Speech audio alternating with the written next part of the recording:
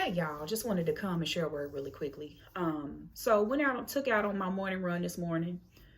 It was chilly, so I layered up. I got my layers on. As I'm getting ready to leave, the Holy Spirit is like, you need to wrap your ears. And I'm like, okay, is it that chilly outside? And I had to remember last time I ran when it was chilly, I don't have earmuffs. So when I was running, my ears were like hurting, like I was trying to get a ear infection. And so I heeded the voice. I'm like, okay, let me go ahead and wrap my head. Now I got a loop scarf that I done wrapped 3 times around my head. And I got a loop scarf around my neck because he's like, I can put a scarf on too. And I'm like, Lord, I look real crazy with all this stuff on. But I'm going to obey. So I'm obeying. I leave. I take off on my run. Now, normally in the morning when I'm running, ain't nobody outside. You don't see nobody. Ain't nobody around. It ain't nothing but the dogs barking in the wind. Today, of all days, the day I'm wrapped up, it's folk outside at the mailbox chit-chatting, folks out on the curb, folks out working in the yard. I'm like, I don't never see nobody when I'm out running. And now all these people is out here, they looking at me like, what's wrong with her? She look like something wrong with her. And I'm like, Jesus, help me, Lord. So I'm not paying no attention. I'm trying to get this run over with. Like, call me crazy, whatever you want to. I get to the end of my run, and the Holy Spirit said, the wisdom of God can make you look crazy. Is there anybody that can testify to that the wisdom of God that made you look crazy? Oh, honey, when I tell you, I was like, the Father was trying to protect me by having me wrap my ears to keep me from being hurt, to keep me from experiencing pain. But somebody on the outside looking at me can't tell that I just look crazy with this thing wrapped around my head. Just like with, the children of Israel and Moses. I'm sure they looked at Moses like he was crazy. Like, we can't believe you. We can't trust you. But he uses the foolish things to confound the wise. And that's what he wanted me to remind you of today. He uses the foolish things to confound the wise. There will be opportunities that come to you that are only going to be, people are going to be able to proclaim, only God did this. Nobody else would be able to accomplish something like this. And the Father wanted me to ask you, are you submitted at that level? Are you submitted at the level that you would be made a fool of for the true and living God? Or would you do it? Would you allow yourself to be looked at as foolish for God's sake?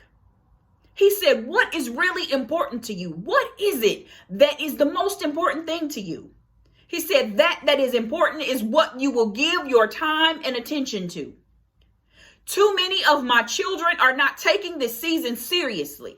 He said there are times that are coming that are not of anything you have ever experienced. You will need an increased measure of my spirit to navigate this next phase of time.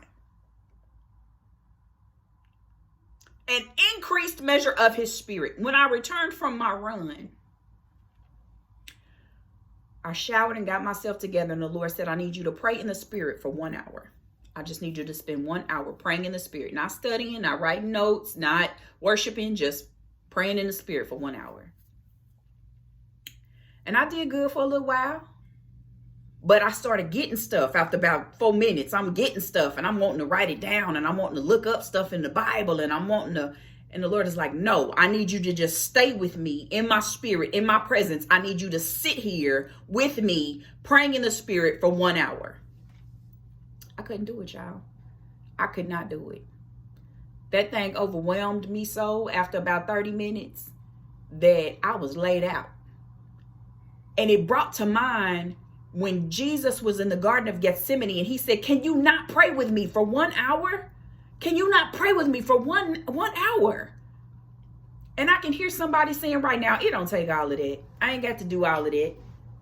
And the Father wanted me to let you know that it does take all of that, love, because how else can your unbelief, your doubt, your flesh, your fears, that adverse spirit that is ruling in your members right now, how else can any of those things be overcome without spending time in the presence of the true and living God?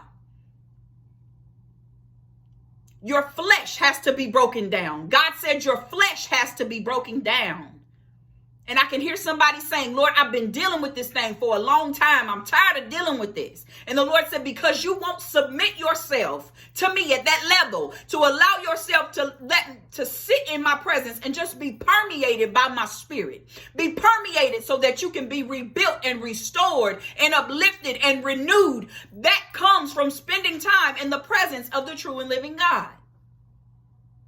And the Lord announces a thing before it comes. He announces a thing. So you will see that thing from afar off. Before it ever gets to your doorstep, you're going to see it. And he said, I'm troubling the waters right now. I'm troubling the waters so that you can enter in and get what you need to get. Get your healing, get your deliverance, get your freedom. That thing that has had you bound, God is troubling the waters right now by beckoning you into his presence, that you would be able to embark and partake of what it is he has freely given. And all it takes is a submission at the level that we are willing to sit in his presence. Will you sit in his presence? What's the most important thing to you? Have an amazing day.